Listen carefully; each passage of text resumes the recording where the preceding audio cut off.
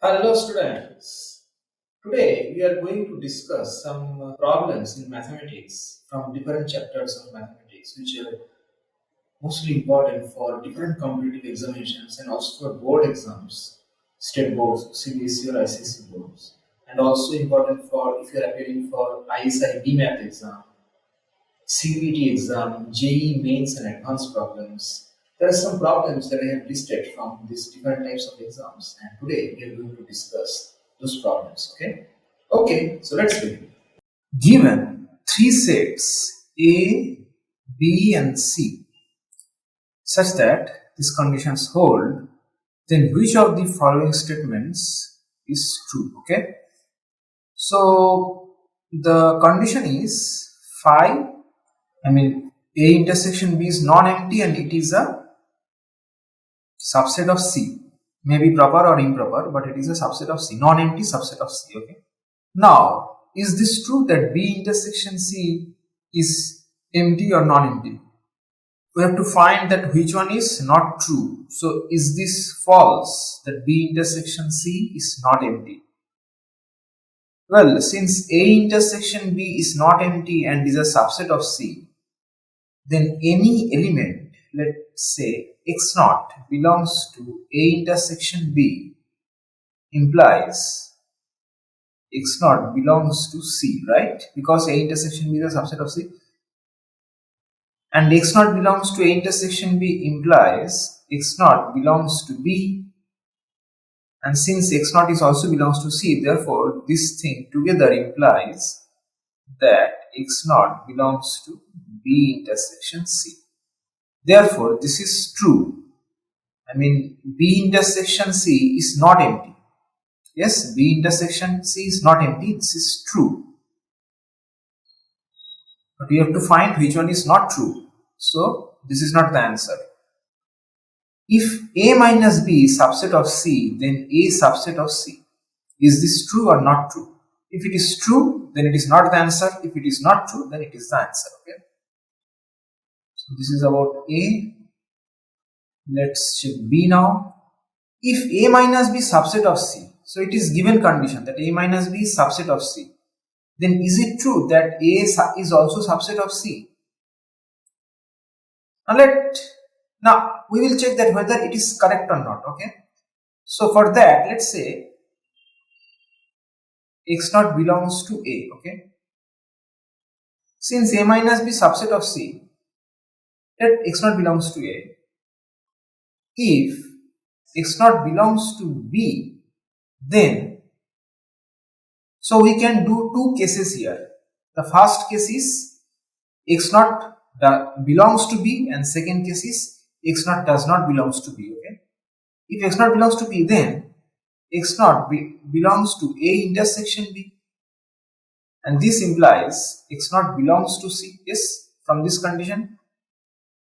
Now this is case 1, and case 2 is if x naught does not belongs to B. Then since A minus B is a subset of C, therefore x naught belongs to A minus B subset of C implies x naught belongs to C. Okay. So in both the cases x naught is in C, therefore this is true. A is a subset of C, right? A is a subset of C, so this is also true. Now what about C? C we have C union A intersection C union B.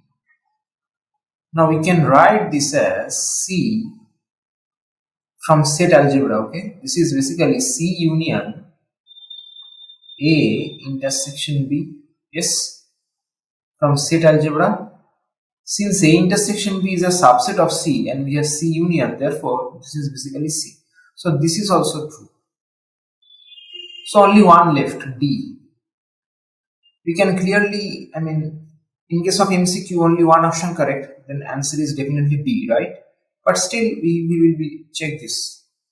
So if A minus C subset of B, then is it true that A is also subset of B?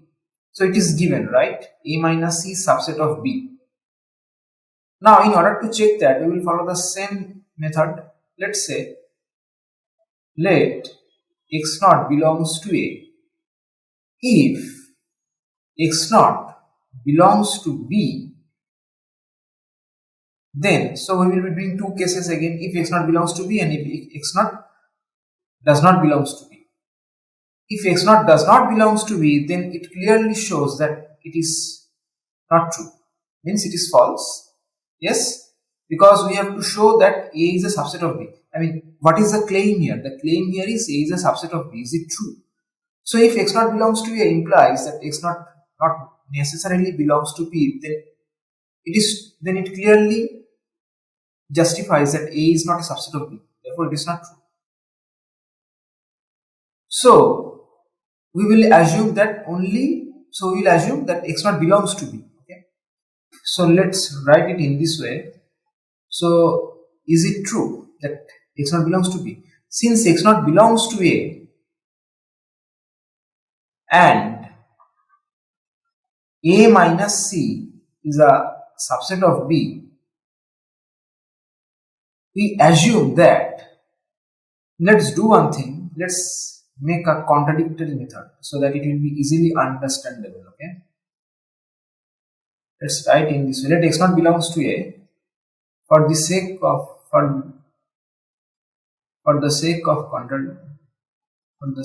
contradiction, assume x naught belongs to B. Okay, since x naught belongs to A and x naught belongs to B, this implies x naught belongs to A intersection B, which is a subset of C.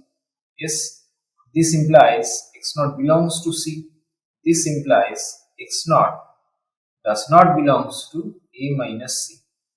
Yes, but if x naught does not belongs to A minus C, then x naught cannot be in B. So which is a contradiction, right? Yes, so it's a contradiction. Therefore, this is not true. This is not true. Did you understand what I did here? We have given this condition that A minus C is a subset of B. Now, we will take it as a contradiction. We choose an element x naught from A. There is no second choice. If x naught does not belongs to B, I mean, we cannot say that x naught does not belongs to B. Okay, so there is only one choice, that x naught is in B. Now if x naught is in B, then x naught is in A intersection B. Now if x naught is in A intersection B, then x naught is in C, because A intersection B is a subset of C. Now if x naught is in C, then x naught cannot be in A minus C. Yes, and this leads a contradiction because A minus C is a subset of B given, so x naught cannot be in B. Okay. In either case, x naught is not in B. This clearly shows that it is not true. Yes, so which of the following is not true? So D is the answer. Okay, so the statement D is false. The number of elements in the set, how many numbers are present in this set? So we know the definitions of mod, right? Mod x is equal to x when x greater than equals 0, minus x when x less than 0. Yes, it is a definition of mod x. It is a definition of mod x. Now, how many elements how many possibilities are there? Okay, so we have given mod x minus 3, mod x plus 4 equals 6. So first we will be doing one thing.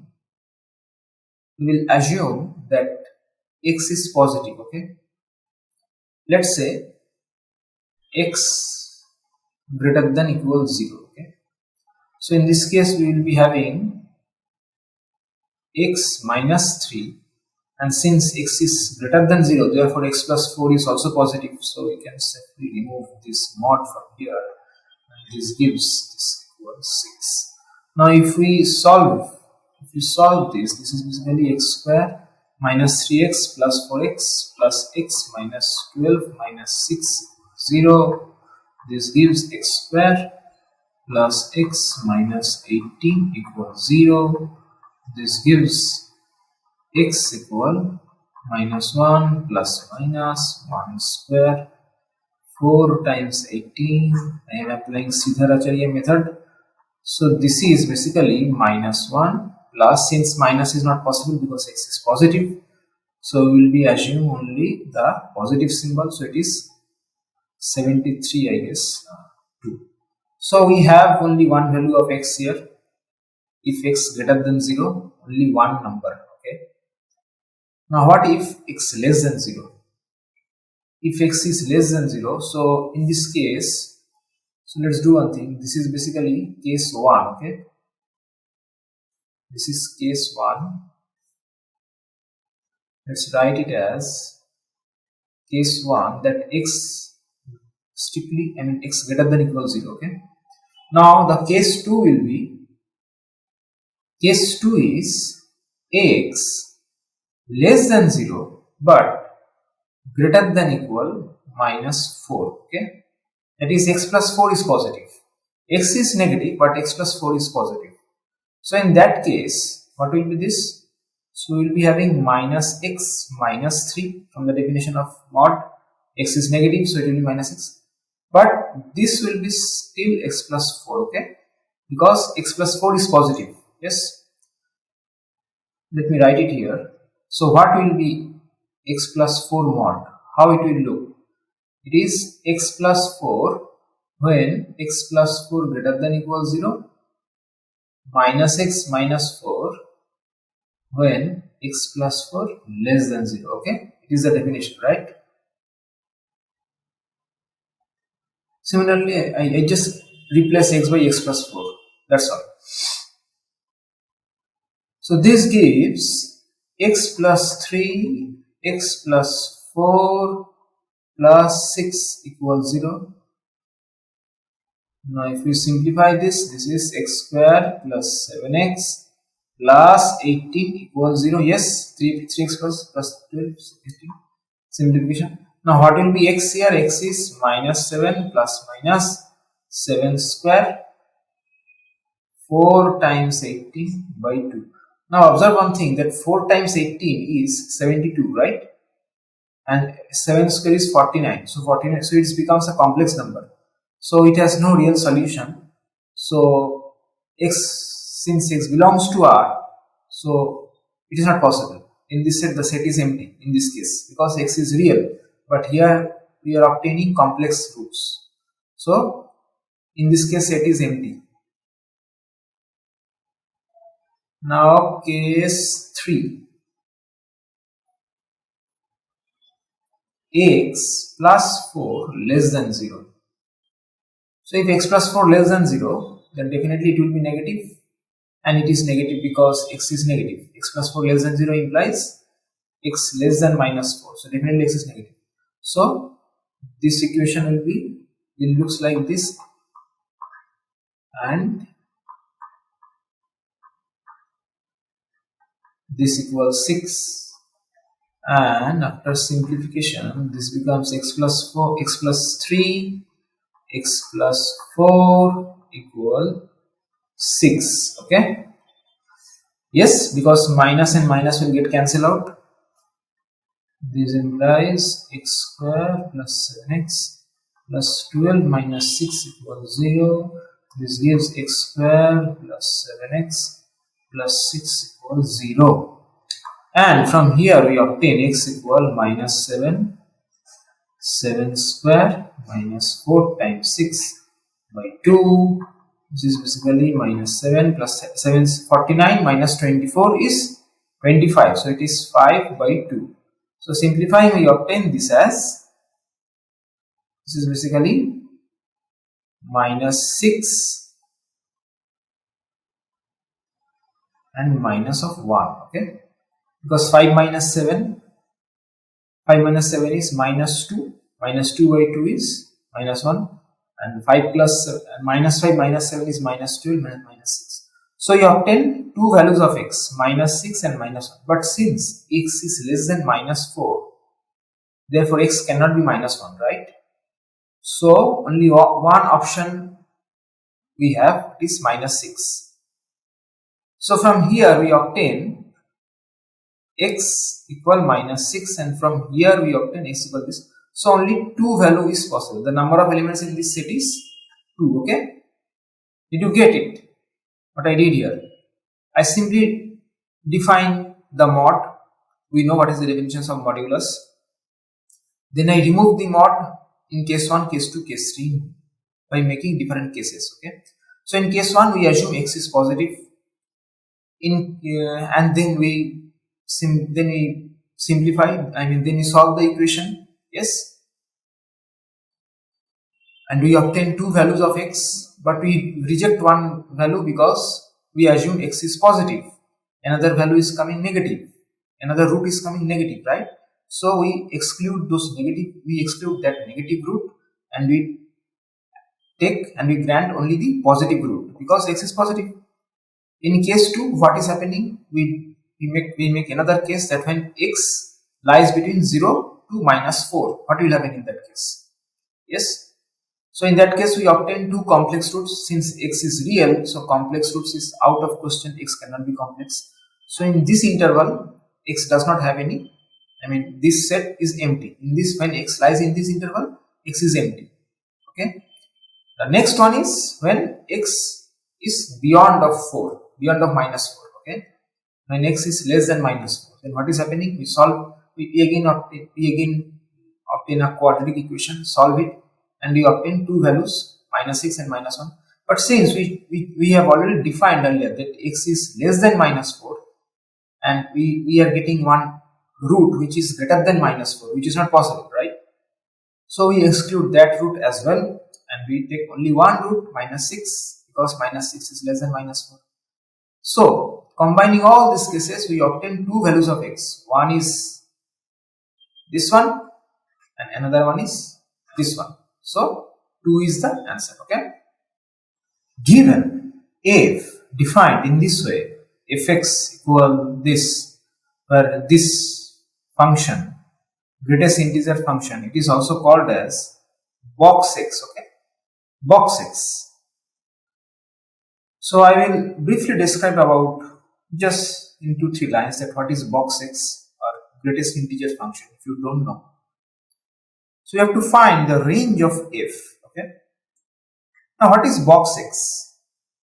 Well, box x or greatest integer function is something like this, that if x, when x is integer, box x equal x when x is an integer. Okay, so let's say x equal 2, then box x equal 2. When x equal 3, box x equal 3. When x equal minus 3, box x equal minus 3. So regardless, positive or negative, whatever, when x is integer, box x equal x. But the thing is, box x is not x when x is not an integer. Okay, so let's say x equal 2.5. In this case, box x will be 2 because it is less than equal x. So it cannot be 3. It can be 2 or it can be 3, but it is actually less than equal x. So it is less than equal x. So it should be less than equal 2.5, right? So it is 2. So we can define, it is defined in this way, that when x lies between 1 to 2, box x equal 1. When x lies between 2 to 3, box x equal 2. Okay, in this way it is defined. When x lies between 3 to 4, box x equal 3. Okay. Similarly, in case of negative, when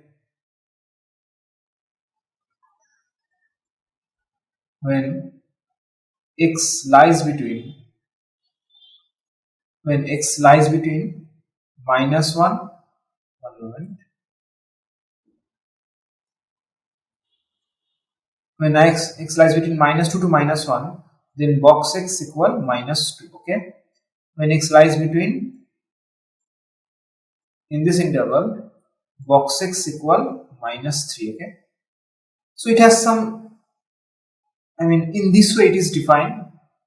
you have to take care of the interval. When the interval is in the negative interval, then it will take the least integer -2, -3, okay, and when interval is a positive, it will take, I mean, it is anyhow it will take the least integer, but this is some part, I mean, this is a bit confusing. When x lies between 1 and 2, I mean, you should not get confused with this one and this one, okay, because -2 is less than -1. In that case, it will be -2. But when 1 and 2, it is 1, okay. When 2 and 3, when 2 to 3, it is 2. But when -2 to when -3 to -2, it is -3. In this way, okay. So it is the definition of box X. Now we will solve this problem, that what is the range of this function. So we will do two cases. Case 1, when x, here the interval is 1 to 3, right? When x lies between, let's do one thing, let's make it strictly less than 2, okay. Since here we have 1 open and 3 open, so we are not going to take equal here, okay. So when x is lies between 1 and 2, therefore fx equal x box x equal 1 plus x square, and in this case box x is 1, right, because x lies between 1 and 2. So in this case fx equal x by 1 plus x square, and when x lies between this 2 to 3, we have 3 open, so we are not taking equal here. In this case fx will be 2x by 1 plus x square, right, because box x is 2 here in this case, because x is lies between 2 and 3. So we have this 2x equal x by 1 plus x square when this, and 2x by 1 plus x square when this, okay. Now we have to determine the range of f. So you have to determine the range of this, I mean, fx here is it is called piecewise continuous function, maybe if you know this, because box x is a piecewise continuous function, or you can also think this as a step function, okay? Well, we are not going to deeper of this, but just for the sake of knowledge, it is called as piecewise continuous function. So we have piecewise continuous functions, and we have to check their range separately, okay? And the final answer will be the total. And color. So first of all, we will determine the range of the first one, okay. Let's make it as f1x, x by 1 plus x square. Now observe that how to determine the range. Well, actually there is no straightforward method, okay. There is no straightforward method to determine the range unless the function is quite simpler function. So what we will be doing is, we will check that whether the function is increasing or decreasing. I mean, there are lots of technique you can apply. One of the technique is checking the function is, if the function is monotonic means increasing or decreasing. If it is increasing, then you will get range very quickly. If it is decreasing, then also you will get the range very quickly. But if the function is not monotonic, then finding the range is difficult actually. So let's check that whether this function is monotonic or not. So for that, what we will be doing is, how to check a function is increasing or decreasing, you know. So the thing is, if a function is increasing, then its f dash is positive. If the function is decreasing, then its f dash is negative. Okay? If f dash is negative, then fx is decreasing. If f dash is positive, then f is increasing. If f dash is negative, then f is decreasing. Okay. So what is f dash? F dash is 1 by, I simply differentiate here, and this we obtain as 1 by, and this is 2x by 2x square, I think. 1 plus x square whole square, right? Yes, this is just it's simply differentiate. Okay, so you accept. So now we will simplify. Straightforward simplification, and we obtain 1 minus x square 1 plus x square whole square. Now observe that this is f1 dash. Okay, observe that x here is greater than 1. Okay, so this is basically the denominator is whole square, so every time, so I mean,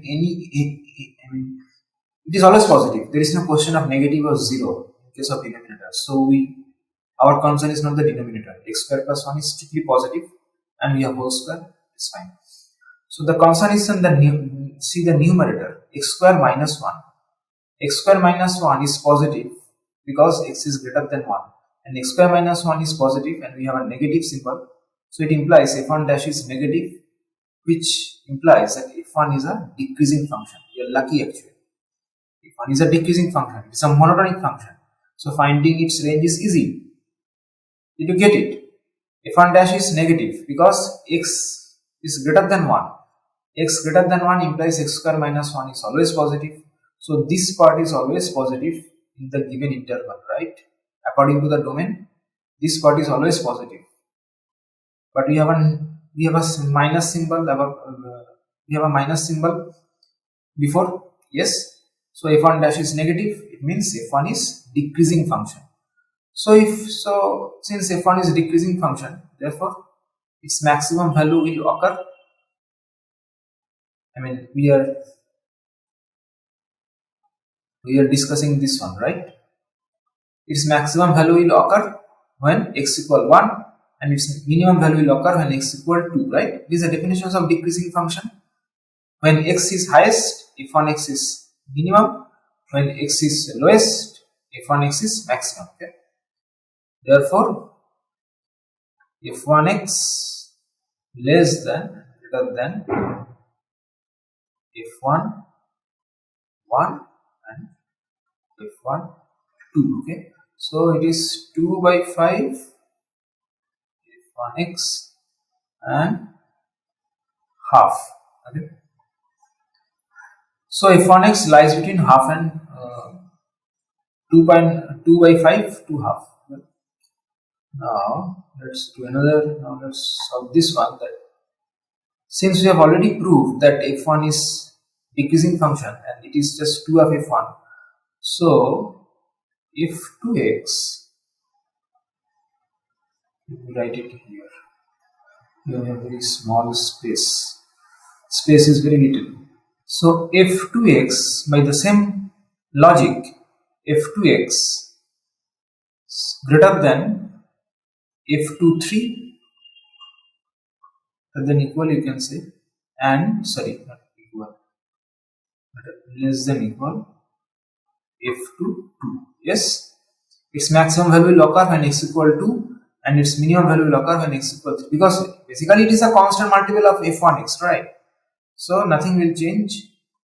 So f2x less than equal f2 2, it is 4 by 5. I simply substitute x equal 2 here, and here we have, I simply let's substitute x equal 3. So it is 2 times 3 by 10, 6 by 10, that to equal 6, yeah, 6 by, so it is 3 by 5. So f2, range of f2 is from 3 by 5 to 4 by 5. Yes, and range of f1 is from 2 by 5 to half.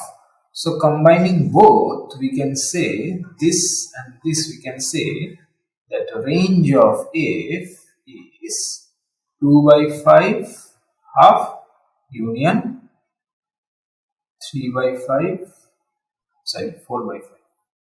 4 by 5 closed. Okay, because we have closed it. So the correct option is D. Yes. If you have any doubt, let me know in the comment section. Okay.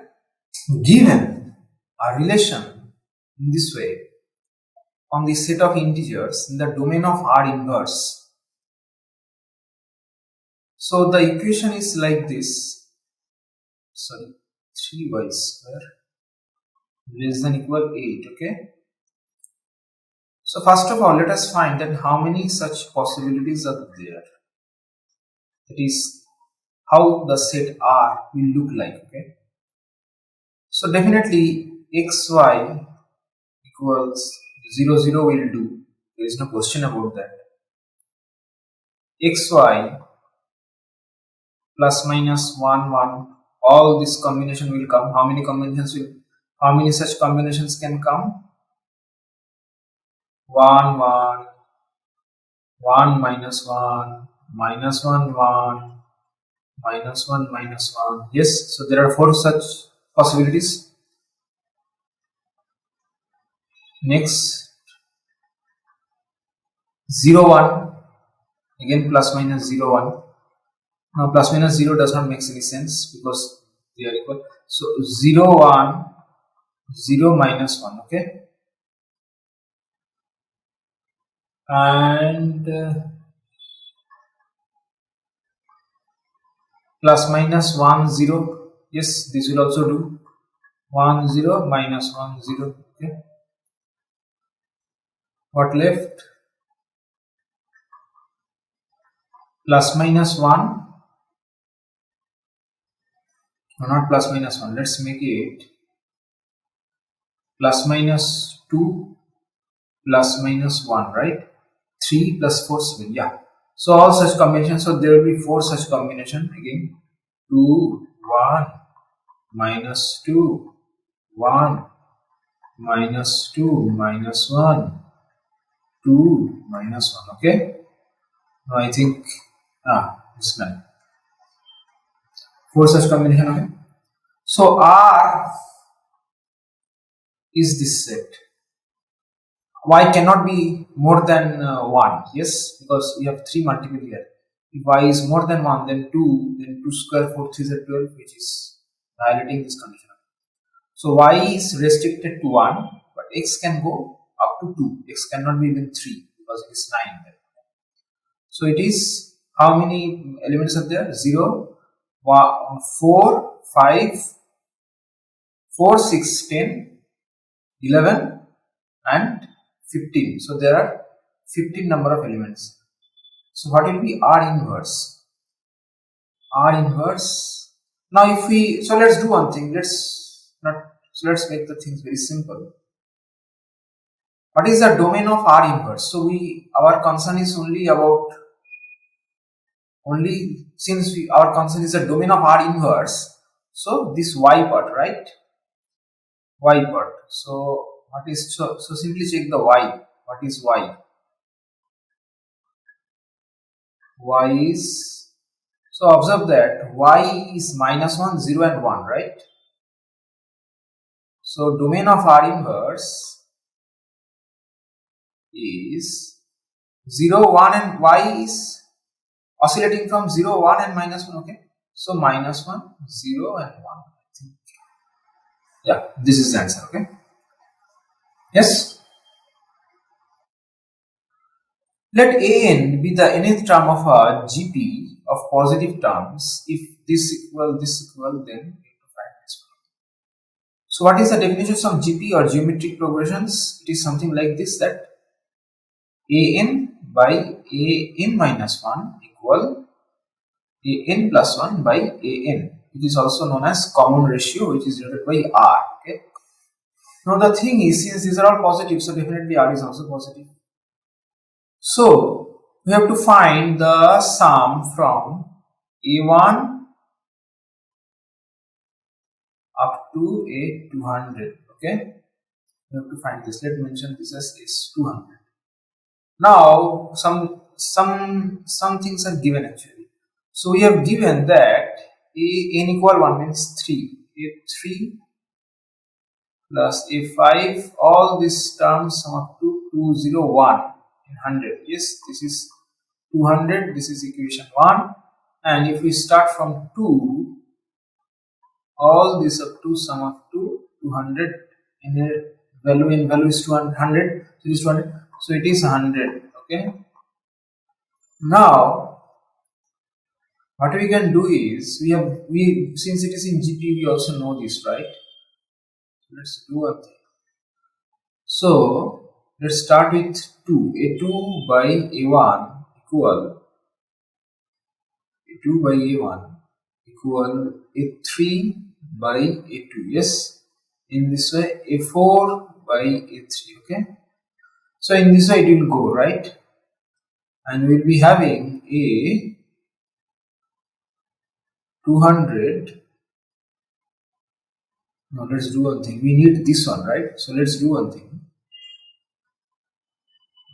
Let's make it as 201. Okay? So observe, in the denominator we have, I am just writing the ratio by substituting n equal 2, n equal 3, n equal 4, n equal up to 200. Okay, I have started from 2 because if we start from 2, then in the denominator we are getting a1, right? So n I am varying from 2 to 200, and we will get this relation, which is all equal r.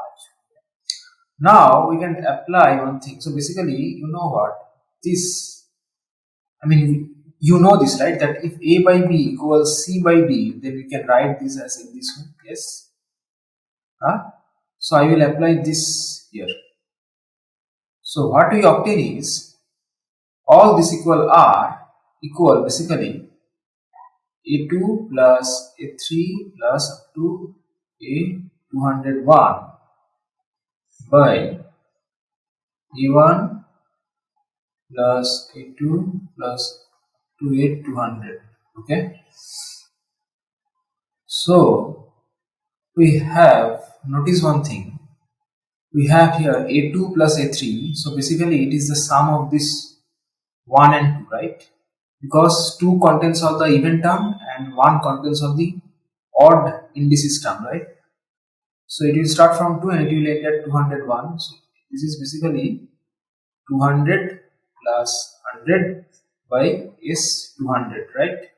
Which is equal R. Yes. Did you get it? What I did here? See, A2 plus A3 plus A4 plus A5. So all the terms will come, right? So this we can think as a sum of this plus this, because it is like this only, right? So it is 200 plus 100. So this implies R equal 300 by S200. Now we have to find the R in order to evaluate S200. This implies S200 equal 1 by R times 300. Okay. Now if we can, once we find R, we can evaluate S200. Okay. Now how to find is R? I mean, how to find R? Not is R. So the common ratio. Well, what we know, an equal r a n minus 1, right? Where a is the, I mean, we can think a is the first term. Okay, let's say a is the first term. So in case of GP, we know any term, nth term is looks, sorry, I made a mistake here. It looks something like this: r n minus 1 times a equal a r n minus 1. Okay, where a is the first term and r is the common ratio n minus 1. So therefore in this case a2 will be ar, a3 will be ar square, a4 will be ar cube. In this way it will go. Yeah. So we will now substitute this value here. Let's see what happens. So basically, if substituting in 1, we get a r square r4 plus whatever be the whatever be in suffix, we will take 1 minus of that. Okay, so it is r 200. Okay, this is 200.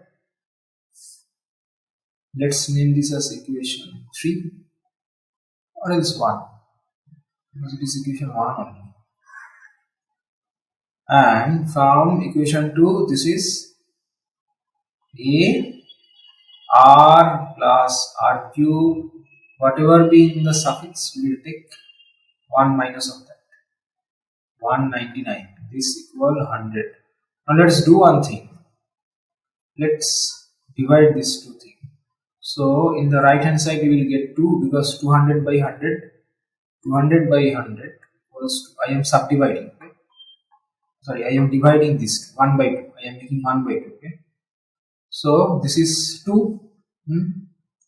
We are getting 2 in the right hand side, and in our left hand side a will get cancelled out, assuming a is not equal to 0. Okay? First time is not 0. Definitely, because otherwise it cannot be a GP then. Okay? So in the numerator we are having r square plus, in the numerator we are having r square plus r4 plus r200, and in the denominator we are having r plus r cube r199. This implies, taking common r square, 1 plus r square, we are having 198, and taking common as r, 1 plus r square, we are having r198. So this is basically 2. These terms will get cancelled out, they are same, and this implies our,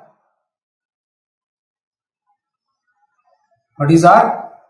1 r will also get cancelled out, so this implies r equal to 2. So the common ratio is 2, okay? Common ratio is 2, and substituting the value of r here, we obtain S200 as 300 by 2, it is 150, okay? So yes, D is the correct option. Yes. A ray of light coming from the point 2, 2 by root 3 is incident at an angle 30 degree on the line x equal 1 at the point A. The ray gets reflected on the line x equal, let's first do one thing. Let's first draw the Cartesian plane as better as I can. Now we have x equal 1 line, okay? So let's say this is x equal 1 line. This is x equal 1. Now we have one point, let's say this is 2 root 3. Yes, some different color. So a ray is coming, it is hitting here. The ray on the line at point A, angle on the line at point A, this is point A, this is 30 degree, okay? Now the ray 2.30 degree, now the ray is getting reflected from here, okay? It is getting reflected on the line x equal and meets x-axis. Meets x-axis at point B. Okay? Let's say the light is coming from P, getting it's meet this line at x equal 1, and then it will reflected from A, and then again hit x-axis at B. So we have to find. So since this is 30, this is also 30. Yes, because it is a reflection, and you know from the laws of physics these two angles are equal. This is x equal 1. Okay. Now let's draw some figure here. We draw some. If I name this as, this is M. Okay. How to solve it? So what you have to find? You have to find when the line AB passes through this point. Okay, I will come to that part later. I think we need to first fix about the coordinate about M, A, B, what will be this. Okay. Now since this is x equal 1, so A will be 1 something, we don't know what, but something. M will also be 1 something, we don't know what it is, but it is something. If we take this as n, this point, so n will also be 1 something. Now I have to find those something actually. See, this is, see, here is the catch actually. We know the coordinate, I mean, we know the abscissa of B, right? P, abscissa of P. Abscissa means this 2, x is, so x, abscissa of P is 2, right? So this one is 2. And since we draw a perpendicular line, I mean, since MP is perpendicular, so ordinate of P and ordinate of M will be equal, right? Because PM is perpendicular to x equal 1. So ordinate of P and ordinate of M both are equal. Yes. So ordinate of A will be, sorry, ordinate of M will be 2 root 3. Yes. Because they are in the same height. So if ordinate of M is 2, so this one is 2 root 3 and so we know PM, since this is 1, so PM will also be 1. PM is also 1 unit because this distance is 1, right? So this is 2 and this is 2. So this one is 1, okay?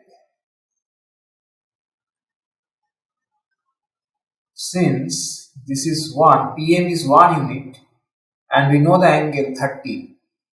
Therefore, PM by MA equal tan 30. This gives MA equal PM by tan 30. That is, PM is 1 by tan 30 is cotangent 30. Cotangent 30 is root 3. So we obtain our AM or MA, whatever, is root 3, okay? AM is root 3. This one is root 3. Let me name it with the correct color. It is root 3. This is 1. Now if AM is root 3 and this one we know 2 root 3, definitely this will also be root 3. Yes. So A is the midpoint, okay? We know NM is 2 root 3. NM is 2 root 3. NM is 2 root 3 because ordinate of M and ordinate of P both are equal and ordinate of M means NM. NM is 2 root 3. So since NM is 2 root 3 and we obtain AM as root 3, therefore NA is also AN is also root 3. AN is also root 3. So AN is root 3. So the coordinate of, oh, by the way, AN it is 1, 0, right? Because AN is in x-axis. AN is in x-axis. So 1. Great. We obtain the coordinate of A, we obtain the coordinate of M, and coordinate of N is trivial. Next, what we have to do is we have to find the line passes through A and B. So we have the coordinate of A, and what about B? We have to evaluate the coordinate of B. So what about B? Now see, we know AN, and again applying that right angle rule, NB. This is basically in triangle ANB, okay? Now in triangle ANB, in triangle ANB we have BN by AN equals tan 30, right? BN by AN equals tan 30. We know AN is root 3. This implies BN equal root 3 tan 30. Basically this is 1, okay? So we have BN is 1, so coordinate of B is, this is 1, this is 1, so it is 2, 0, okay? Great. We have the coordinate of A, we have the coordinate of B. Now we can easily find the equations of line passing through these 2 points. The equation is clearly, how to find the equation is very simple. Definitely I am not going to say that how to find the equation of 2 lines when you know the points. So it is y minus 0 equal root 3 minus 0, 1 minus 2, x minus 2, okay.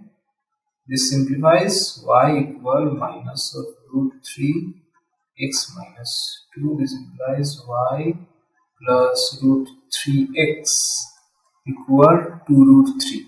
So this is the equations of line AB, okay. This is the equation of line AB. Now we have to decide that which one among this point is passing through this line. It can be, if it is multiple option correct, then it can be 2, 3 points. Or if it is one option, then it is only only one option will be correct. If so, let's check this one. If x equal 3, then we have 3 root 3 here. We are not getting any root 3 in the denominator, so y cannot be 1 by root 3. So this is ruled out. If x equal 4, so it is 4 root 3. So 2 root 3 minus it is minus of 2 root 3. This is also ruled out. If x equal 3, so this is 3 root 3, right? So y plus 3 root 3 equal to root 3. Yeah, this is correct. Y plus 3 root 3 equal to root 3. This implies y equal minus of root 3. This is correct. If x equal 4, no, this is not correct. So this is one option correct. So the correct option is C. Yes? Yes? Okay. If the angle of intersection at a point where two circles with radii 5 cm and 12 cm intersect is 90 degree, first draw the circle. Let's say this is radius 12 and let's say this is radius 5, okay? Let's call it as A, B, yeah. So if I draw it very clearly here, it looks something like this.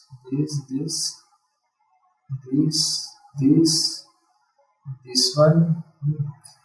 So let's name it as A, let's name it as B, this is O, this is O dash, this is 90 degree, this is also 90 degree, okay. So we know OA equal OB equal 12 and O dash A equal O dash B equal 5, okay. We have to find the length of their common, so common chord is AB, right? Common chord is AB, so you have to find the length of AB. So how to find this? Observe that we can do one thing. There is a simple way we can find the length of AB. It's a very tricky but simple way actually. See, what is OO dash? Since it is a right angle triangle, so OO dash is the hypotenuse, right? So OO dash is basically OS square plus O dash A whole square, right? So this is basically OS square is 12 square plus 5 square. So this is basically 13, right? 12 square plus 5 square is 169. Yeah. So OO dash is 13. We obtain the hypotenuse. Now observe that. What is the area? Area of triangle OAO dash. It is half of, let's say this is P, okay. It is half of AP times base, right? OO dash. Yes. So this is basically half of AP and OO dash is 13. So it is 13 by 2 AP. But the thing is, this we can also think in this way because OA is also perpendicular, right? OA is also perpendicular. So this is basically nothing but half OA times O dash A. If we think in this, if we think in this way, then area of this triangle is AP times O dash. Okay. But if we think in this way,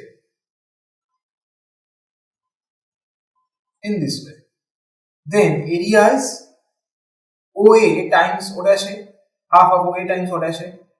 Okay, so now we know OA and O dash A, right? What is OA? OA is 12 and O dash A is 5, so this is basically 30. Yeah, so equating these two, 13 by 2 AP equals 30, we obtain AP equals 60 by 13. So AP is 60 by 13, and since we know from the theorem of circle that OP intersect the chord at midpoint, so P is the midpoint of A and B, right? So AP is 60 by 13, therefore AB will be twice of 60 by 13. Yes, so AB is 120 by 13. Yes, so B is the correct option. Okay, did you get it? What I did here, I simply find the area of the triangle of this OA O dash in two different way. One in this way, considering O dash as base and AP as perpendicular, and one, since it is a right angle triangle, one in this way O dash AP and another one is in this way, because it is a right angle triangle. OA is the perpendicular and O dash A is the base.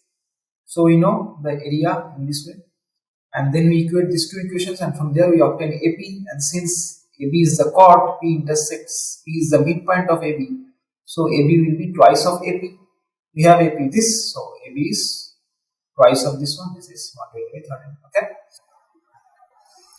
Axis of a parabola lies along x-axis if its vertex and focus are at a distance 2 and 4 respectively from the origin.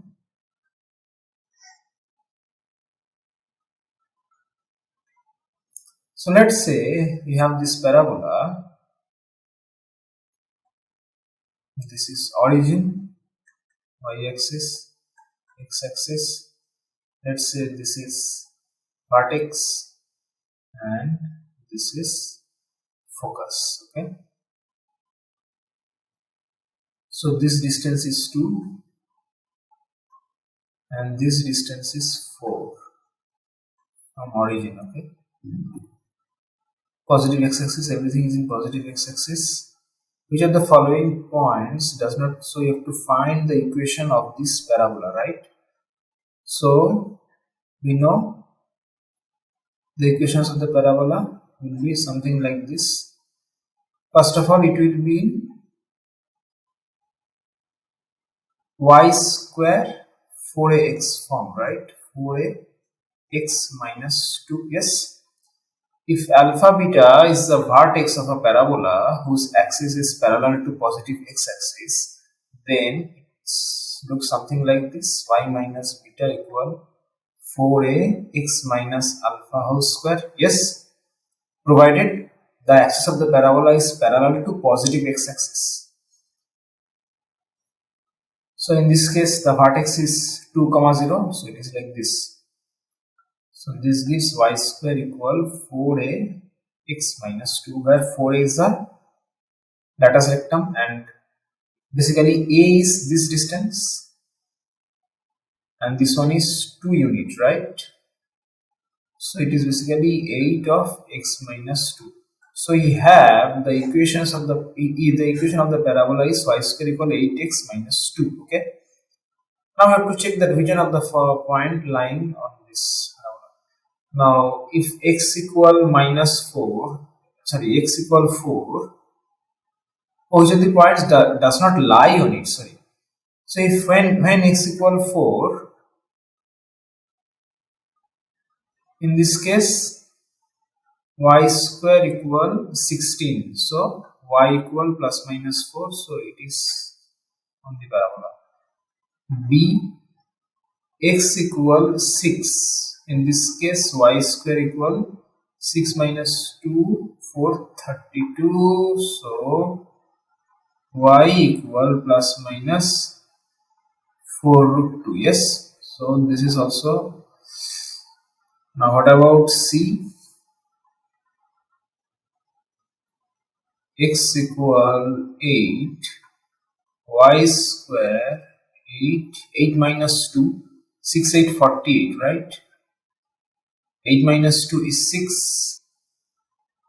6848 implies y equal plus minus, I think this point is not, because y square it is 4 root 3, yeah, so this point does not lie on it, so C is one answer. It can be multiple option correct, so let's check this one as well. X equal 5, this gives y square equal 5 minus 2 24, this is y equal plus minus 2 root 6, so this is also, so yes, only C is the correct answer. So C does not lie on this parabola. Okay, let's say we mention this as I. Okay, it is a definite integral from minus pi to pi. So whenever you will get some integral, mainly in case of definite integral, and sometimes for indefinite integral as well, but I would suggest that in every type of integral, whenever you are getting a problem of integral calculus, then the first and foremost duty is to write that integral as I. Okay, name that integral as I. Okay, now observe one interesting thing here is, if we assume or if we define fx equal this pi minus mod x, the interesting thing is fx is a even function, right? You know what is even function and odd function. Okay, if you don't know, then let me mention here briefly that any function, if you can write this in this form, it is called even function, and any function, if it is in this form, it is called odd function. Okay, so this is even function, this is odd functions. Now there are lots of examples exist in the literature, but I will not go into the details now.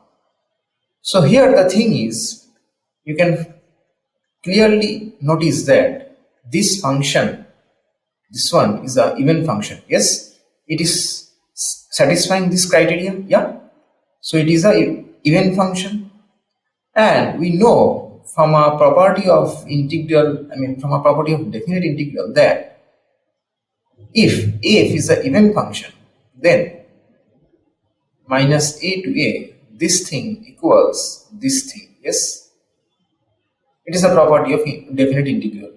You can see your book. So since f is an even function, we can write this as in this way. This equals 2 times 0 to pi modulus of pi minus modulus of x dx. Yes. Now observe one thing. According to the limit of this integral, here x is varying from 0 to pi. So anyhow x is always less than equal pi. Yes. So mod x is always less than equal pi. So we can simply write this as, we can simply remove the mod from here. Yes, we can simply remove this outer mod from this function, because these two things are equivalent. Yes, since x is always lies between 0 to pi here. Also observe that x is positive here, right? So again we can also remove this mod as well, because x is positive. We have nothing to settle here. Since x is positive, mod x is equal x, so this equal pi minus x dx. So from here we obtain here, yes, I equals 2 times of this. Okay, now what's next? Now the integral is straightforward solving. Yes, so you just have to solve it, and solving we obtain this pi, we have x 0 to pi, and from here we have x square by 2. It is varying from 0 to pi. Okay, and this gives equals to pi square minus pi square by 2. Simplifying we obtain pi square. Yes, so we have I equals pi square.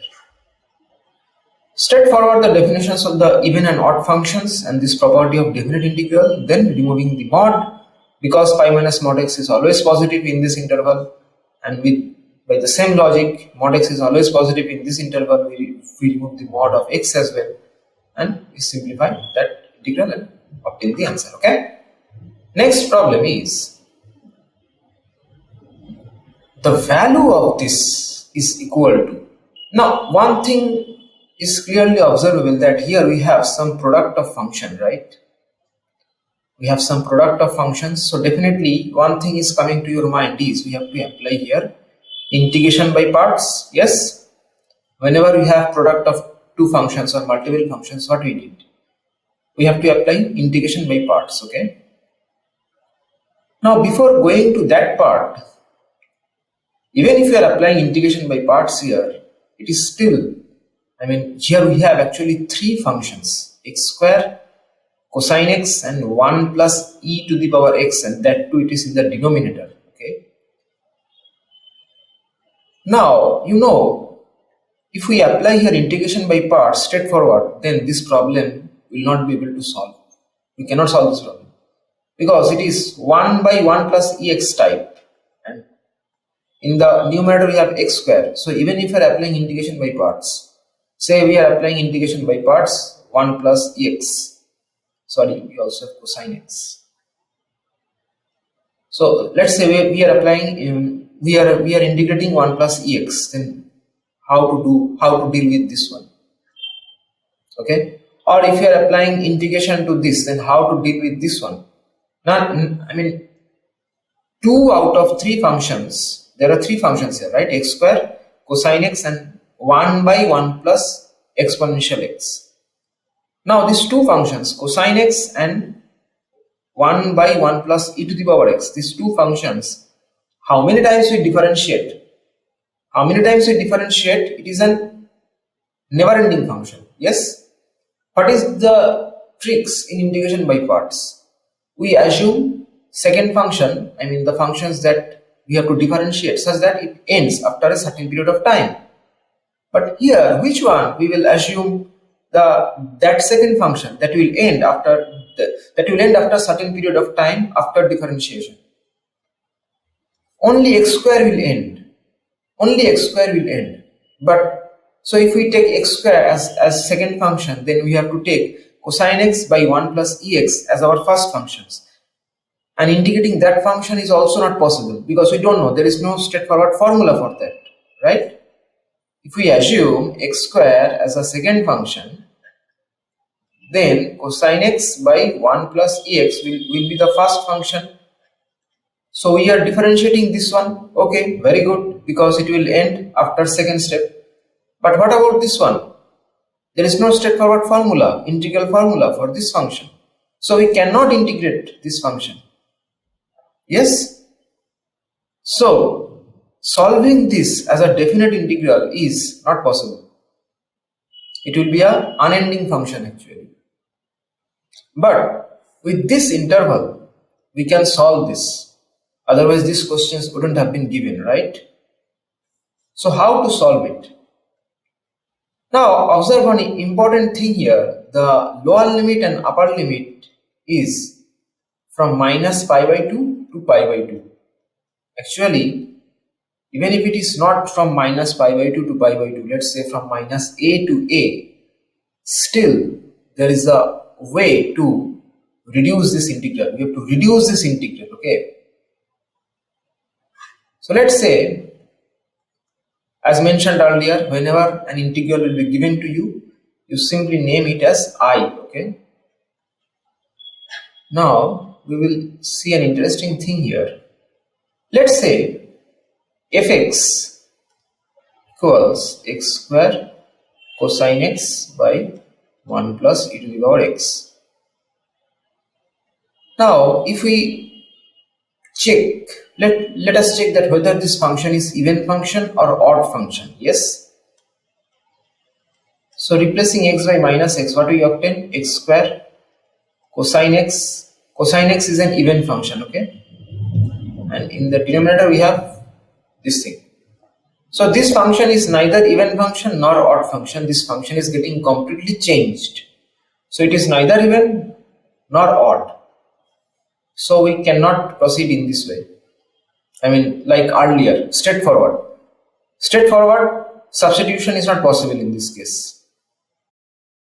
So in this case, we are going to implement an important property of definite integral is minus of a to a f of x dx plus minus of a to a f of minus x to dx. This equals, you should remember this. It's a very important property actually, and lots of properties can be derived with the help of this. Okay, so this is basically our I, right? This part is our I, isn't it so? So in our right hand side we have 2I. Now let's solve this one. Minus a to a f of x plus f of minus of x dx. Now if we simplify this, for example in this case we have our a is minus pi by 2, yes, and our fx is x square cosine x plus 1 plus e to the power x plus x square.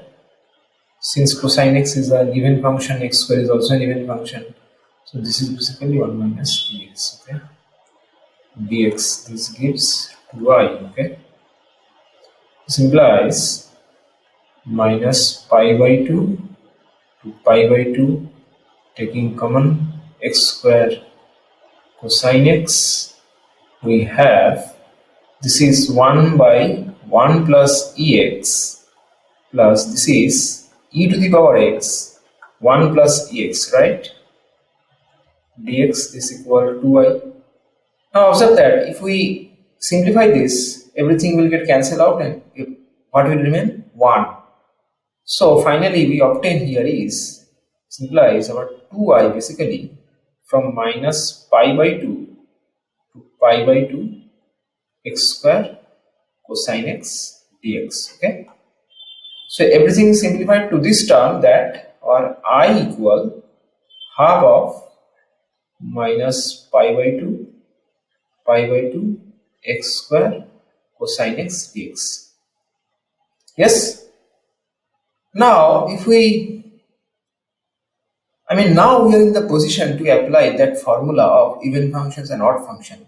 X square cosine x is an even function, so as we did like in earlier problem, we can write this as I equals 2 times of this integral, so 2 and half will get cancelled out, we will have it 0 to pi by 2 x square cosine x dx. Okay, so this whole integral now boil down to this one, solving this one. Okay, we have to now solve this one. I hope you have got this step from this step, right? We simply apply the earlier one. Since x square cosine x is an even function, so f of x, so it will be twice of that integral, and since we have a half outside, so 2 and half will get cancelled out, so it will be this one. Okay, and this thing is also fine because it is straightforward, simply this formula. Okay, so now this integral is equivalent to solving this integral, and it is pretty easy. Yes, here we can now apply integration by parts. Here you can apply integration by parts and solve it. Now with this I would like to share one important formula with you. It is called in successive integration by parts. Okay, I will not go into too much details of successive integration by parts. So the thing is, whenever we have product of two functions, so as we know in this case we have to apply integration by parts. So successive integration by parts is, you start with the first function and then differentiate the next function and proceed this alternatively. So let's say we have, let me give you an example. Let's say we have x square e to the power x. Okay, So definitely our second function will be x square. We will differentiate x square, and our first function will be e to the power x. Okay. So what is successive differentiation, successive integration by parts is, we will integrate e to the power x. This is our f1, this is our f2. We will integrate e to the power x, so it is e to the power x, and we will keep x square as it is. Then we will again integrate it e to the power x, and in this time we will differentiate x square, which is 2x. Then we will again integrate e to the power x, since e to the power x, every time we integrate or every time we differentiate, it remains same. So it will be e to the power x, and we will differentiate 2 to the power x, so it is 2. And we will stop here, because after that it will be 0. So these three expressions will occur, and we will place plus minus alternatively. We will start with plus, and then with minus, and then again plus. So if we simplify this, we obtain x square e to the power x minus 2x ex plus 2ex. So this is the one-line formula for successive integration by parts. Let me solve another problem. Let's say we have given x square sine x. Okay, how to solve this using successive integration by parts? We will first integrate sine x. We will keep x square as it is. We will first integrate sine x. So it is basically minus of cosine x. Then we will differentiate x square, it is 2x, and then we will again integrate this minus of cosine x, which is minus of sine x. Then we will differentiate 2, and then we will again integrate minus of sine x, it is cosine x. Okay. Now plus minus plus. So integral of this, if you can check, you simply do it and check it. It will be minus of x square cosine x plus 2x sine x plus 2 cosine x. Okay. So this is what successive integration by parts. The thing that you are taking 2-3 steps to solve can be done in a one line. It's a one line formula. Okay. You first integrate the first function and keep the second function as it is. Now move to second expression. Integrate again the first function, and now this time we have to differentiate the second function and proceed this alternatively. Now once the differentiation is finished, the second function that you are choosing comes to reduced to a constant. The integration, the operation will stop. You will get maybe 4 or 5 number of expressions. Now start from the beginning. Place plus minus the symbol alternatively. Okay. And finally you will get the answer. So this is the idea of successive integration by parts. This is the formula for successive integration by parts. So when you have very short amount of time, you can apply this to get the to one-line formula, and you will get the answer very quickly. Okay. But remember, you have to practice this so that you didn't make any wrong. Okay, you should not make any mistake. Well, so what we are going to do now is, we are going to implement this successive integration by parts in this case to solve this problem. It will be quick to solve. You can even apply a different formula, integration by parts formula, straightforward. But just to avoid just to get some more time in hand, we can, it is safe. If you are confident, if you have practiced enough, then I would suggest that you better go for these options when you have very short amount of time. So x square cosine x dx. Now by using successive integration by parts, we have a limit outside. So what we will be doing, we will keep x square as it is. We will integrate cosine x first, so it will be sine x. Then we will take, it is 2x. Then it is minus of cosine x, integrations of sine x is minus of cosine x.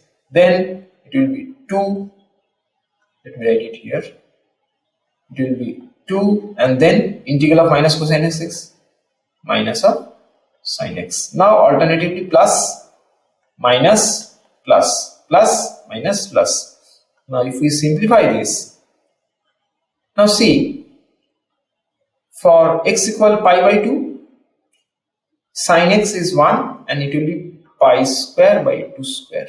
Okay, we have a minus here. For x equal pi by 2, cosine x is 0, cosine is 0, and for x equals 0, 2x is 0, so it will be 0 always. Next come again minus of 2 sin x. For x equal pi by 2, we have minus of 2, so this is basically pi square by 4 minus 2. Therefore, our I is pi square by 4 minus 2. That is option A. Okay. 6 vertices of a rectangular hexagon are chosen at random. Then the probability that the triangle formed with these chosen vertices is equilateral. So, what is the definitions of regular hexagon? It has all the side lengths are equal, right? Yes. And the interior angle is also equal. These are all 2 pi by 3, okay? Or you can say 120 degree. Side lengths are all equal and interior angles are also equal. They are valued of 2 pi by 3. Now what is the probability that, so the thing is we are choosing randomly 3 vertices because only then we can form the triangle, right? So what is the probability that the triangle formed with these chosen vertices is equilateral? So observe that if we choose vertices A, B and F, it will not form a equilateral triangle, right? So let's do one thing. First of all, let's first determine that how many such probabilities possible. I mean, what will be the cardinality of the probability set of the main probability set, in which we are taking all those probabilities of choosing 3 vertices. So it will be 6 choose 3, right? The cardinality of that set will be 6 choose 3 because we are choosing 3 vertices. So this will come to the denominator. Now talking about the numerator, we cannot choose A, B, F. I think it is better to do, check in this way. We cannot take A, B, F. We cannot take A, B, C. I think we cannot take any consecutive 3 vertices. Otherwise, it will not form a equilateral triangle because this angle is 120. Okay, and in order to form equilateral, we need angle is 60. Okay, so since consecutive is not possible, so we will take A, C, E. Yes, A, C, E is a equilateral triangle. So one combination is A, C, E. And another combination will be this one, right? Yes, my drawing is not good.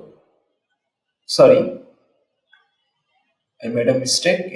Another combination will be this one. Yes, it is forming an equilateral triangle because B, D, F. Yes, so another combination is B, D, F.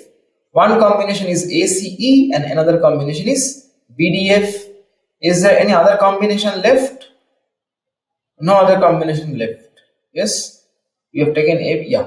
So there are only 2 possibilities. So there are only 2 probability. In the numerator it is 2. So it is 2 by 6 choose 3. So 2 by 6 factorial. Now how much is 6 choose 3? It is 3 factorial, 3 factorial, 6 by, sorry, I made a mistake. It is 3 factorial square. Let's compute 6 choose 3 here first. Okay, what is 6 choose 3? It is 6 factorial by 6 minus 3 factorial times 3 factorial. So it is 6 factorial 3 factorial square. Now 6 factorial is 6 times 5 times 4 times 3 factorial, and we have 3 factorial square. This equals 6 times 5 times 4 times 3 factorial. Now 3 factorial is 6, so this will get cancelled. So this is 20. So 6 choose 3 is 20. So this is 2 by 20. This is basically 1 by 10. Yay! So this is our answer. Okay. So did you get what we did here? First, I decide that how many I mean, what will be the cardinality of the main probability set? Definitely, because that will come to the denominator. And since we are choosing 3 vertices, only then triangle will form. So that set cardinality will be 6 choose 3. So in the denominator we will be having 6 choose 3. Now in the numerator we need that probability. I mean, how many ways are there? That will come in the numerator, right? Now we analyze this. So there are only 2 ways, either choosing ACE or choosing BDF. So there are only 2 such combination possible. So it will be 2 by 6 choose 3. Now simply simplifying this, we obtain the result. Okay. Let omega be a complex cube root of unity with omega is not equal 1. A fair die is thrown 3 times. If R1, R2, R3 are the numbers obtained on the die, then the probability of this one. It's a very important type problem. Okay, it's very common problem, and many times these types of problems you will find in the exam. May not be exactly this one, but this kind of. And maybe if you know how to solve this problem, you can solve that other type of problem. So this is one type actually. Omega and die is a type. Okay. Now what is the definitions of omega? We know this. Omega cube equals 1, right? And we also know this, that 1 plus omega square equals 0. Yes.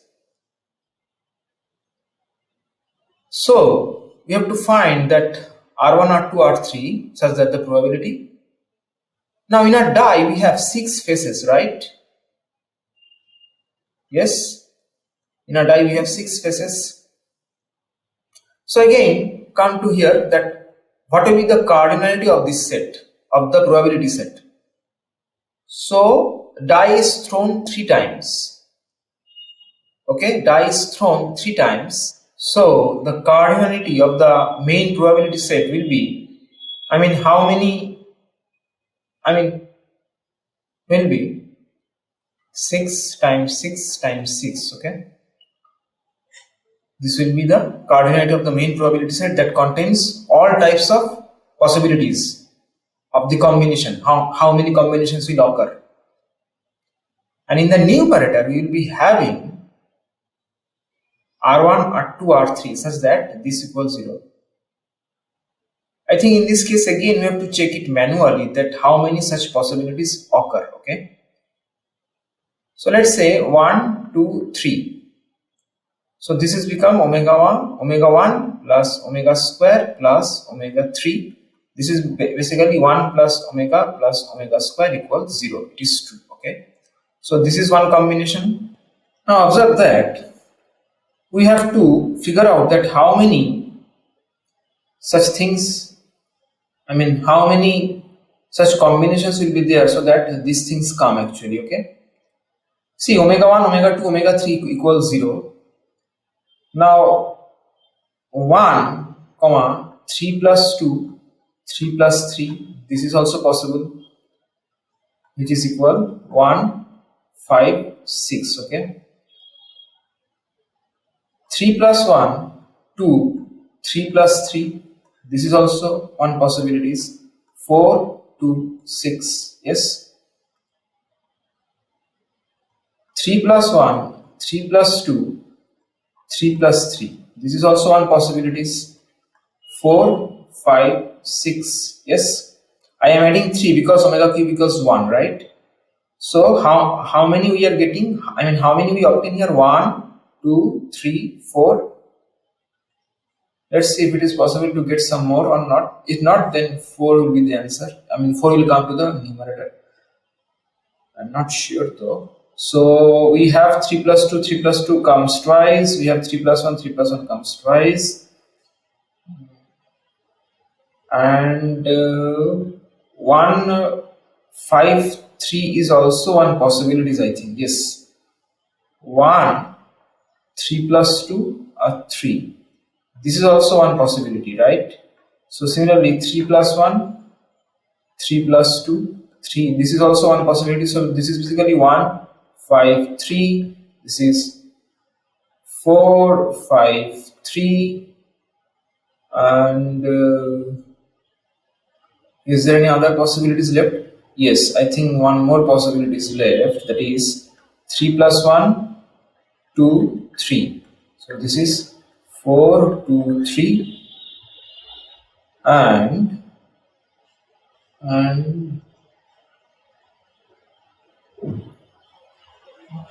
1, 2, 3 plus 3. Yeah. So this is basically 1, 2, 6. So we are having 1, 2, 3, 4, 5, 6, 7, 8. So there are 8 ways. I mean, these are all unique. Okay, these are all 8 unique ways. Now, each of these combination can occur in 3 factorial ways, right? Say 156. It can be 165. It can be 561. It can be 651. So each of this combination can occur in 3 factorial ways. These 8 ordered pair, these 8 triplet are unique. And each of these triplet can occur in 3 factorial ways. Okay, so the total combination will be 8 times 3 factorial. Yes, so it is 8 times 6 by 6 cube. So 8 by 6 square. If we simplify this, this is basically 2 by 9. Yes, so yeah, this is the answer. I hope you have understood this problem, right? So what we are doing is, first every time in case of probability, just make it sure that you first have to calculate the cardinality of the main set or cardinality of the sample space. Okay, it is called sample space. So once you compute the cardinality of the sample space, just simply put it in the denominator. It's done. Now let's compute the numerator. So in this case, we have to check that how many possibilities are occurring in this case. Okay, so that omega r1 plus omega r2 plus omega r3 equals 0. So we are going to apply this formula. It is from complex number 1 plus omega square equals 0, and we know that 1, 2, 3, and we know 1, 2, 3 is satisfying, is the simplest one. Next, we simply add 3 with each one of this to find the rest, to determine the rest triplets. Okay, why we add 3? Because omega cube is 1. So in this way you will get 8 ordered triplet. Now each of this triplet can jumbled 3 factorial ways. Yes, how many times, how many types 1, 2, 3 can be jumbled? There will be 3 factorial type. Is 1, 2, 3, 1, 3, 2. This is simple permutation formula, right? 1, 2, 3, 1, 3, 2, 2, 3, 1, 3, 2, 1, 3, 1, 2 in this way. So each of this triplet can occur in 6 ways, that is 3 factorial ways, and we have 8 triplets. So 8 times 6 will be in the numerator, and in the sample space coordinate is 6 cube. We simply substitute and simplify. Okay, that gives us 2 by 9. Let the lines this and this be normal to a circle C. If the line is tangent to this circle, then its radius is. So you have to find its radius. So we have these 2 lines which are normal. We know in circle normals are radius, right? In a circle, normals coincide with the radius. Okay, so since normal coincide with the radius, so definitely these 2 normal will intersect at radius. So if we simplify these 2 line, if you solve for x and y for these 2 line, we will get this intersecting point. Let's say this is P. Okay, we will get the intersecting point, we will get the coordinate of the radius. Okay, and once we obtain the coordinate of the radius, since this is the tangent and perpendicular distance from radius to the tangent is the radius. Okay, yes, perpendicular distance from center to a tangent is the radius. So if we obtain center and if we then can find, once we obtain the center, definitely we can evaluate the perpendicular distance of center to this tangent. Are you getting what I am saying? What is the idea to solve this problem? See, we have given these two normal, okay? We know normal are radius when we are in circle. In circle, normals are radius. Therefore, definitely these two normal will intersect at center. So, then solving these two equations of lines, we will get their intersecting point, and that will give the center P. Now, once we have the center, once we know the coordinate of the center P, we have to find the perpendicular distance of this line from P, which is the radius. Yes, because normal is radius. Yes, and perpendicular distance to the normal, to the tangent is normal. Perpendicular distance from center to the tangent is normal, and normal is radius. So let's say we have these equations of line 2 minus I z equals 2 plus I z bar. This is equation 1, and this is our equation 2. Okay, we have to solve for z. We need z. Either you can substitute z equals x plus iy and solve it, but I will not go in that way because it is time consuming. So what I will be doing is I will simply substitute the value of z bar from here to here. So from 1 we obtain 2 plus I z plus 2 minus I by 2 plus I z. This is the value of z bar from here, 2 minus I by 2 plus I z times I minus 2 equals 4I. Yes, from 1 this implies. So it is simply substitutions of z bar from 1 to 2, okay, and I shift 4I from left to right. So this is basically z 2 plus I whole square plus 2 minus I minus 2 equals 4I 2 plus I. Yes, this gives 2 plus I whole square minus 2 minus I whole square equals 4I 2 plus I. Now it is a plus b whole square minus a minus b whole square. Now, and what is the formula for that? A plus b whole square minus a minus b whole square. Formula is 4ab, right? So this is 4ab. What is our a? A is 2. What is our b? B is I. So it is 8I. Z equals 4I 2 plus I. This gives z equal 2 times, sorry, half times 2 plus I equals 4I. So this is basically 1 plus I by 2.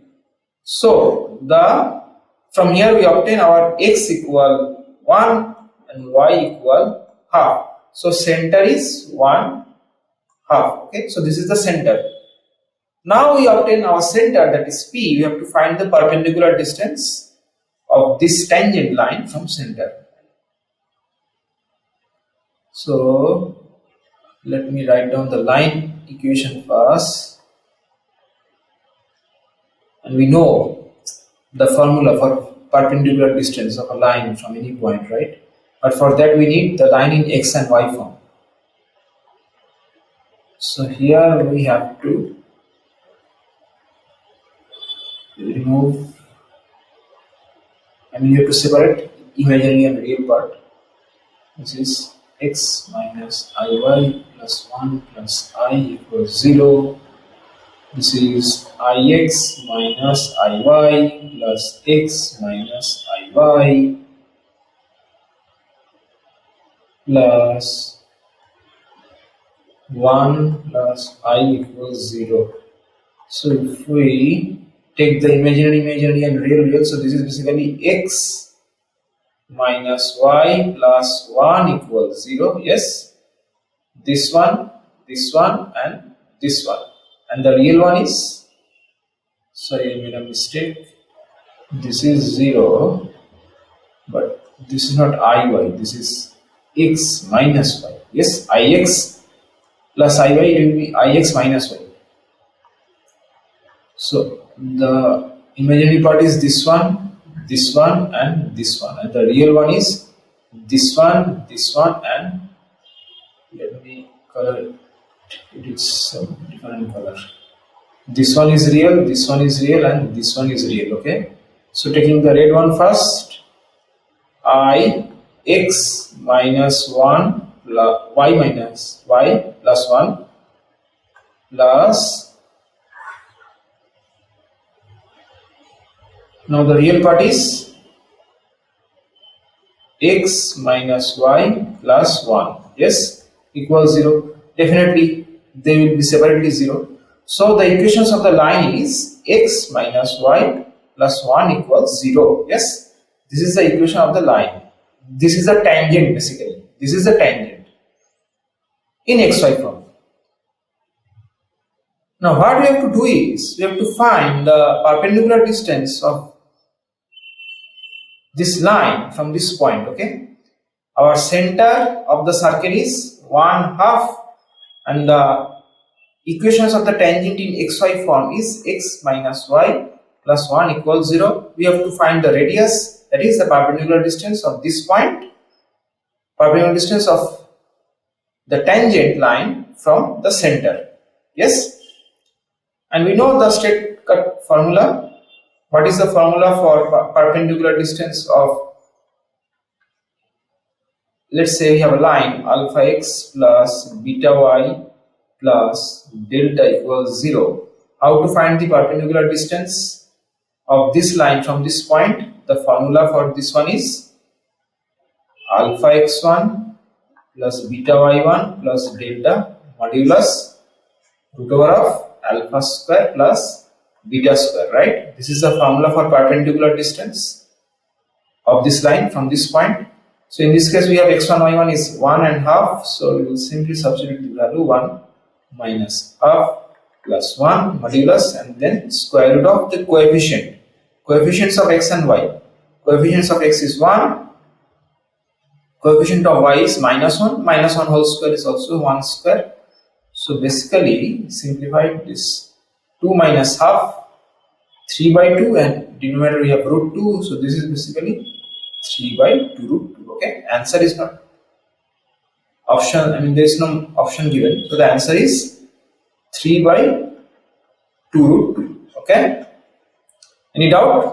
If you have any doubt, let me know in the comment section. Okay, the equation represents a circle of radius half, a line passing through the origin. It is very simple. We have to simply substitute the value and then simplify. Yes, so given z minus 1 equals z minus I, value means we have to replace z by Cartesian form, z equals x plus iy. So taking whole square to both sides, this is basically x minus 1 whole square plus y square, yes, and this is basically x square plus y minus 1 whole square. Yes, I am simply substituting the, I am simply replacing z by x plus iy and simplifying. Okay, nothing more than that. So this is x square minus x minus 1 whole square equals y square minus y minus 1 whole square. This is 2x minus 1, yes, and this is 2y minus 1, correct? Simplifying, x equal y, so this is basically y equal x type. Yes, equation of the line. So it is definitely a line, so it is not a circle. There is no question of circle, it is a line. Now line passing through the origin, definitely it is passing through the origin, but its slope is not -1, its slope is 1, right? Because m is 1, so B is the correct option. Okay, the sum of all values of theta satisfying this equation. So we have sine square 2 theta plus cosine to the power 4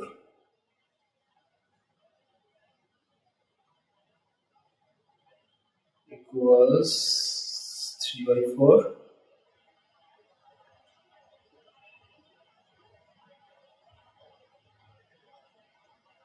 And we can write this in this way.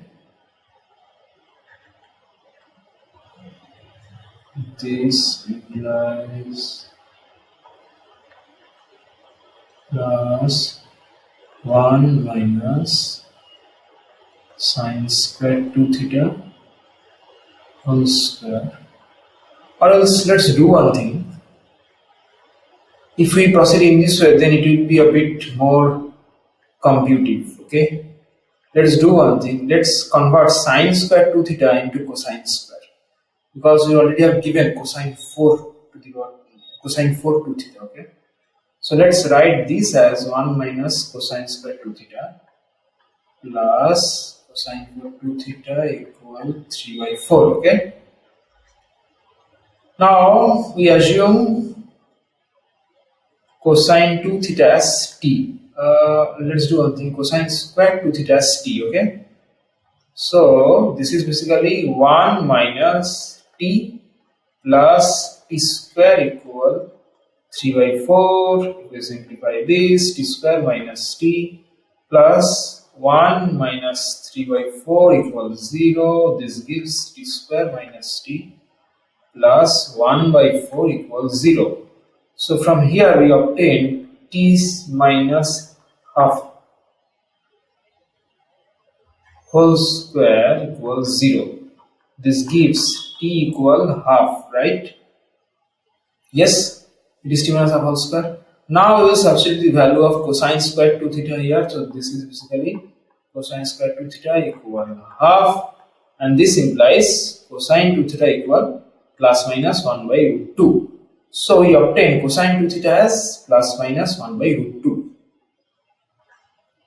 Therefore, from here we can say cosine 2 theta is either 1 by root 2 or minus 1 by root 2. There will be two values. So either 2 theta equal pi by 4, or it is add sugar to coffee. So cosine is positive at here and here. So either 2 theta is in second quadrant or fourth quadrant. Okay, so let's take it is in second quadrant. So either pi by 4 or pi minus pi by 4, that is 3 pi by 4. Okay, implies theta equal pi by 8 or 3 pi by 8. So we have to find the sum, right? So pi by 8, so what will be the sum? The sum will be pi by 8 plus 3 pi by 8 equals 4 pi by 8 equals pi by 2. Yeah. So this is the answer. Okay. It is straightforward. There is nothing so difficult here, I think so. But if you still have any doubt, let me know. I simply substitute cosine, I simply solve for cosine square 2 theta, then solve the equation, we obtain cosine 2 theta, we obtain 2 value, and then I simply substitute the value of cosine 2 theta with respect to its value. The angle we obtain pi by 4 and 3 pi by 4, and simplification done. Then add two roots because it is being seen sum of all values of theta. Therefore, theta equals this one. Okay. The value of this, it's a very important problem. First of all, you will find this kind of problem in many exams. Either this, exactly this one, or kind of this kind of. But the procedure will be same. Okay. In different books, you will find this problem. They have, their process is quite lengthy, the solution. But today I will show you one important tricks. It will be very short, 3-4 lines, and the problem will be solved. Okay.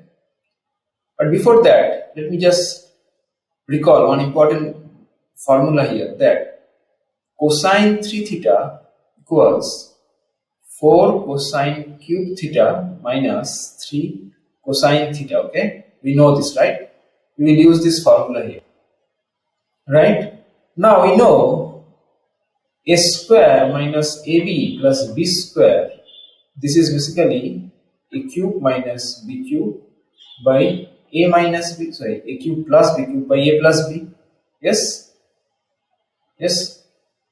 So we can write this as cosine cube 50 plus cosine cube 10 by cosine 50 plus cosine 10. Yes. Now I will multiply both the numerator and denominator by 4 because we are going to use this formula actually. From here we will obtain cosine 3 theta plus 3 cos theta, and here we have our theta is 50, so it will be cosine 150 plus 3 cosine 50 plus, in this case we have theta is 10, so it will be cosine 30 plus 3 cosine 10. Yes, and in the denominator we will be having cosine 50 plus cosine 10. Okay, now notice one thing, that cosine 150, what is the value of cosine 150? Cosine 150 is cosine of 180 minus 30. This is basically minus of cosine 30, right? So cosine 150 plus cosine 30, this one and this one is, the sum of these two is 0, right? So because cosine 150 equals minus of cosine 30, so it will be 0, and we have left 3 cosine 150 plus cosine 10, and in the denominator we will also having the same. So this 2 will get cancelled out, and you obtain the answer is 3 by 4. Yes, isn't it very tricky? Yeah. Okay, I simply apply this formula here, that's all. So I am ending this session here. So if you have any doubts, let me know in the comment section. Okay.